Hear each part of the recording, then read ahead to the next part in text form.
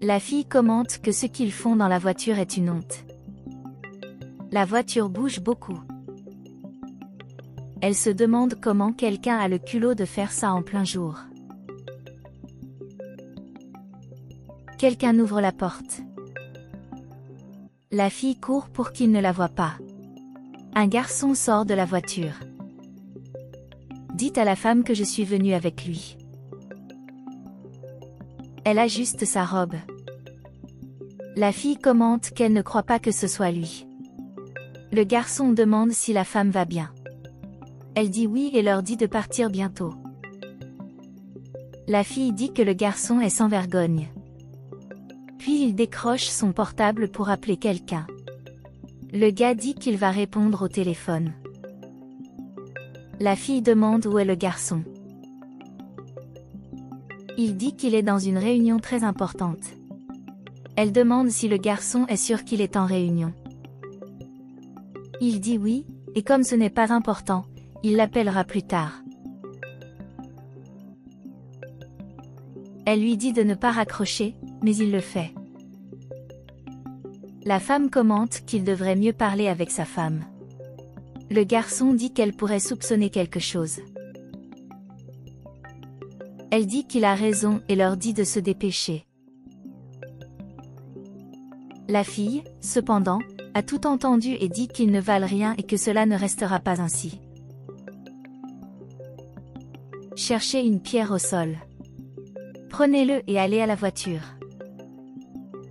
Et jette la pierre à la vitre de la voiture. Le policier le voit et demande des explications à la fille. Elle répond qu'elle vient de casser la vitre de la voiture. Le policier dit qu'elle est très courageuse et demande l'immatriculation de la voiture et si c'est la sienne. Elle répond que ce n'est pas la sienne. Le policier commente si elle avoue vraiment avoir cassé une vitre de la voiture qui n'est pas la sienne. Elle dit qu'elle recommencerait, car il ne sait pas ce qu'elle vient de voir là-bas.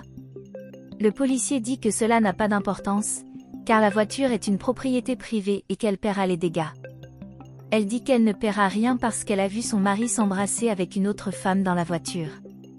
Le policier dit que cela n'a pas d'importance et l'emmènera au poste de police. La fille dit qu'elle ne peut pas aller en prison et qu'elle peut parler au policier d'une autre manière. Il demande ce qu'elle sous-entend. Elle commente qu'elle est bouleversée et blessée, car elle vient de voir son mari la tromper, et dit que le policier est beau et suggère de payer en nature. Le policier la regarde et dit que la fille est belle et demande où ils vont rester ensemble. Elle dit que son mari l'a fait et qu'il n'en est rien sorti, et maintenant elle est avec un policier et maintenant il n'en sortira rien. Le policier dit que l'endroit est un peu désert et pense que c'est une bonne idée. Elle dit au policier d'aller de l'avant et d'être rapide. Il dit qu'il ne fait rien de rapide. Et les deux montent dans la voiture. Les deux commencent à monter dans la voiture. Une fille s'en aperçoit et dit que ce qu'elle voit est absurde. L'agent peu après sort de la voiture. La fille aussi et dit qu'il fait chaud. Mais c'est la femme du policier qui est là.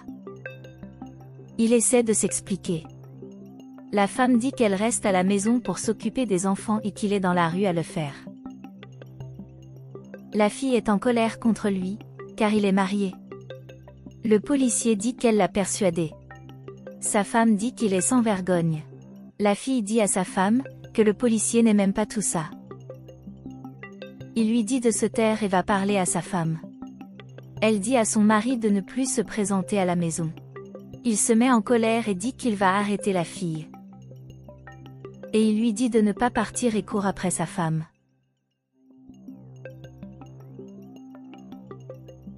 Le mari de la jeune fille arrive sur les lieux et lui demande ce qui se passe. Elle demande s'il n'a pas honte de son visage et demande qui est la femme. Et le mari dit son nom. La fille dit qu'elle a vu ce qu'il faisait à l'intérieur de la voiture. La femme dit qu'elle ne sait pas ce qu'elle a vu et demande par la fenêtre de la voiture.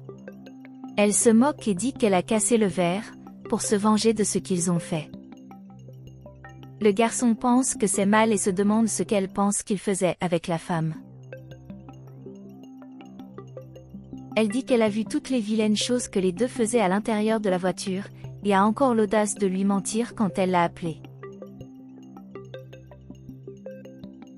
La femme commente qu'elle a tout faux et dit qu'elle a eu une crise d'épilepsie et que le garçon l'a aidée.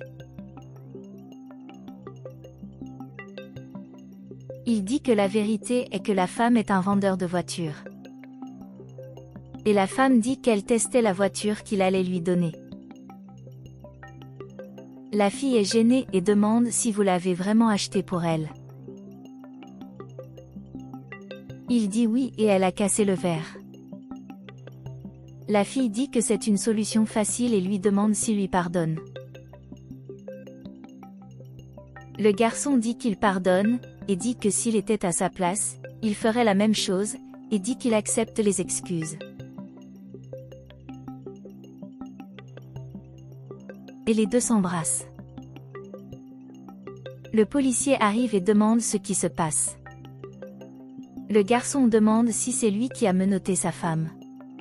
Il dit oui et dit qu'il va l'emmener au poste de police. Le garçon dit qu'il lui a acheté la voiture et dit que tous les dégâts seront réparés par eux, car la fille était juste nerveuse. Le policier commente que le garçon est le cocu. Le garçon demande de quoi parle le policier. La vendeuse est perplexe devant tout. Il dit que la fille l'a tiré dans la voiture pour être avec lui. La fille dit que le policier le voulait aussi.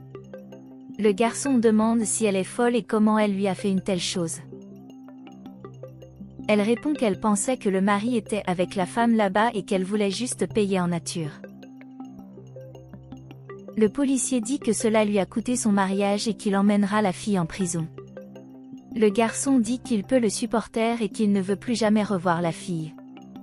La vendeuse demande qui paiera la réparation du verre. Le garçon dit que la vendeuse devrait s'occuper de la fille, car c'est elle qui a cassé le verre. La vendeuse se rend chez la fille pour lui demander la réparation. Le policier demande à la vendeuse de les accompagner tous les deux au commissariat pour porter plainte. La fille n'arrête pas de crier pour son mari. Et la vendeuse va après porter plainte pour ce que la fille a fait à la voiture. Morale de l'histoire, parfois, nous sommes confrontés à des situations dont nous sommes sûrs de connaître la vérité, car tout ce qui semble être la vérité. Soyez prudents avec les décisions que vous prenez, car en plus de vous faire du mal, vous pouvez nuire à d'autres personnes qui n'ont rien à voir avec la situation. Soyez conscients de vos actions, car chaque action a sa réaction. Et si vous regrettez ce que vous avez fait, il est peut-être trop tard. Et si vous êtes d'accord avec cela, laissez vos commentaires.